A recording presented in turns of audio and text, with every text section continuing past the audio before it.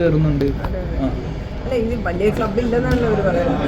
അല്ല club budget cinema ഇതുവരെ കിട്ടിയില്ല. അത് ആരും ഇതുവരെ ഗ്രോസിനെ കുറിച്ച് പറഞ്ഞിട്ടില്ല. ഷെയർ 100 കോടി വന്നൊന്നും ആരും ഇതുവരെ പറഞ്ഞിട്ടില്ല. ആക്ടേഴ്സ് നിർബന്ധിക്കുന്നതുകൊണ്ട് ഞങ്ങളത് പറയുവാണെന്നൊക്കെയാണ് പറയുന്നത്. നമ്മളിതൊക്കെ ഞെട്ടിയിരുന്ന് കേൾക്കും, ഇതെന്തിങ്ങനെ പറയുന്നതെന്നൊക്കെ. അങ്ങനെയൊക്കെ ആണോ എന്ന് നമുക്കും അറിയത്തില്ല. ഞങ്ങളും ഈ പറയുന്ന സിനിമ അഭിനയിക്കുന്നതേ ഉള്ളൂ. പകുതി സമയവും നിങ്ങൾ പ്രേക്ഷകരും ഞങ്ങളൊക്കെ ഒരേപോലെ തന്നെ. ഇതിൻ്റെ അകത്ത് കിടക്കുന്ന കാര്യങ്ങളൊന്നും നമുക്ക് ശരിക്കും അറിയത്തില്ല. ഇതിങ്ങനെ സിനിമയിൽ അഭിനയിക്കുന്നത് നമ്മുടെ തൊഴിൽ മേഖല നിൽക്കാൻ പോകുന്നതെന്ന് പറയുമ്പോൾ ഉണ്ടാകുന്ന ഒരു ആശങ്ക സ്വാഭാവികമായിട്ടും. പിന്നെ ഈ തിയേറ്ററിൽ വലിയ പടങ്ങൾ, സ്റ്റാർ കാസ്റ്റ് കൂടുതലുള്ള പടങ്ങൾക്ക് കൂടുതൽ സ്ക്രീൻസ് കൊടുക്കലും തിയേറ്ററിന് ചെറിയ പടങ്ങൾ ഇറങ്ങുമ്പോൾ പലപ്പോഴും പറയുന്ന 10 പേരില്ലാത്തതുകൊണ്ട് ഞങ്ങൾ സിനിമ കാണിക്കുന്നില്ല. എറണാകുളം തിരുവനന്തപുരം ആയിരിക്കത്തില്ല.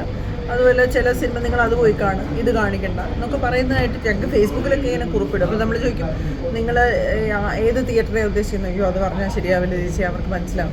അപ്പോൾ അതൊരു ചില സിനിമ തിയേറ്റർ എക്സിബിറ്റേഴ്സിൻ്റെ കുറേ ഇഷ്യൂസ് ഉണ്ട്. ഫാമിലി കയറുന്ന സമയത്ത് ഫാമിലി സിനിമ ഇടാതിരിക്കുക എന്ന് വെച്ചാൽ വൈകുന്നേരങ്ങളിലായിരിക്കും ഫാമിലിക്ക് വരാൻ പറ്റും. അപ്പോൾ ഫാമിലി കാണേണ്ട സിനിമകൾ വൈകുന്നേരം ഷോ ഇല്ലാതിരിക്കുക. 3 ദിവസം കഴിയുമ്പോൾ തന്നെ അത് കൊള്ളൂലാന്ന് അവർ തീരുമാനിക്കുക. അങ്ങനെ പല കാര്യങ്ങളുണ്ട്. ചില സിനിമകൾ ഒരു ദിവസം തന്നെ ഓടിച്ചിട്ട് മാറ്റിട്ട് ഒരു ദിവസം 4-5 സിനിമകൾ അടുപ്പിച്ച് റിലീസ് ചെയ്യുന്നുണ്ടാണോ ഈ ഒരു പ്രശ്നം വരുന്നുണ്ടോ? അങ്ങനെയൊക്കെയുള്ള ഡീറ്റെയിൽസ് പറയാനായിട്ട് ഇവിടെ സംഘടനകളുണ്ട്. പക്ഷെ എന്നാലും ഇത് ഇപ്പൊ പറയുന്ന ഒരു കാര്യം ഭയങ്കര സ്വാഭാവികമായ ഒരു കാര്യമായിട്ടാണ് എനിക്ക് തോന്നുന്നത്. ഈ സമരം ഇത്ര തിടീന്ന് ഇങ്ങനെ ഒരു അനൗൺസ്മെന്റ് അത് ഇൻഡസ്ട്രിക്ക് ഗുണമാണോ എന്ന് അറിയത്തില്ല. ഒരു സമയത്ത് പറയുന്നു മലയാള സിനിമ ലോകോത്തര നിലവാരമാണെന്ന് പറയുന്നു. അതിൻ്റെ ഇടയ്ക്ക് പറയുന്നു മലയാള സിനിമ പ്രതിസന്ധിയിലാണെന്ന് പറയുന്നു. രണ്ടും തമ്മിൽ ഭയങ്കര വ്യത്യാസമുണ്ട്. പറയുന്ന കാര്യങ്ങൾ രണ്ടും ഇത് ചേർച്ചയില്ല. അതായത് സിനിമ മലയാളത്തിൽ ഇപ്പോൾ ഞങ്ങൾ പറയട്ടെ, ഇപ്പം വേറെ ലാംഗ്വേജിലൊക്കെ അഭിനയിക്കുന്ന ആൾക്കാർ നമ്മൾ പോകുമ്പോൾ ഏറ്റവും കൂടുതൽ ആൾക്കാർ ചർച്ച ചെയ്യുന്നത് മലയാള സിനിമയെ കുറിച്ചാണ്.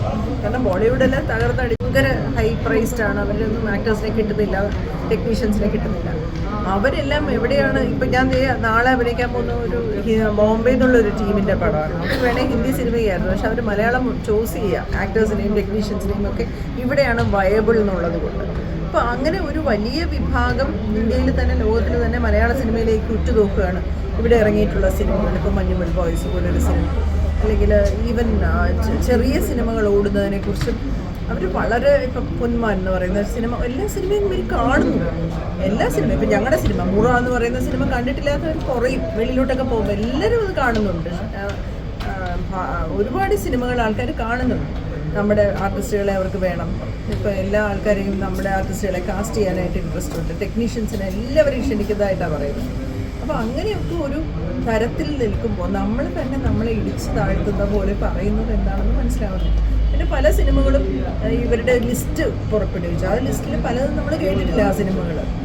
ഇപ്പം ഡയറക്ടേഴ്സ് വന്ന് അല്ലെങ്കിൽ ഡയറക്ടർ ആവാൻ ആഗ്രഹമുള്ള ഒരാൾ ഒരു സ്ക്രിപ്റ്റ് പ്രൊഡ്യൂസറിന് കൊടുത്ത് പ്രൊഡ്യൂസർ അതിന് ഇത്ര രൂപ സമ്മതിച്ചിട്ടാണ് സിനിമയിലേക്ക് ഇറങ്ങുന്നത്, അല്ലേ?